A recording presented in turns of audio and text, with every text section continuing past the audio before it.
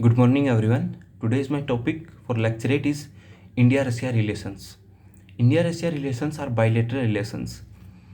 If we look in history, when Russia was the part of Soviet Union, India and Soviet Union had good and strong relations. After the dissolution of Soviet Union, India and Russia started giving the name of their relations as a special privileged strategic partnership. Now, the partnership between both the countries depends upon five major components. First is defense, second politics, third is anti-terrorism cooperation, fourth is civil nuclear energy, and fifth is space. Now, the most important is here defense. As we know, India has always a big market for defense industry of Russia. If we talk about between 2012 to 2016, Russia was the topmost arms supplier to India. If you talk about at present, Russia is second topmost supplier after USA. Both the countries also working some defense program like BrahMos cruise missile program, in which India's part is 50.5% and Russia's part is 49.5%. Second is fifth generation fighter jet program.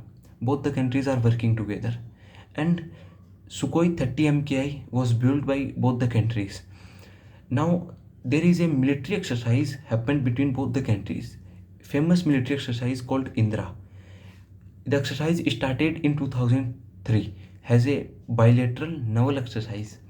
Later it was expanded into tri-service exercise, and the first edition of tri-service exercise was took place in 2017, and it is every year happened between both the countries, helps to improve the military of both countries.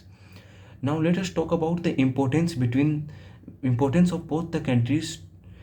As we know, both the countries are part of some international bodies like UN, United Nations, like BRICS, like SCO and G20 also.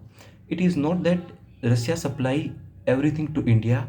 India is also a good supplier to Russia of coffee, tea, pulses and rice, and vegetable oil and some daily use things.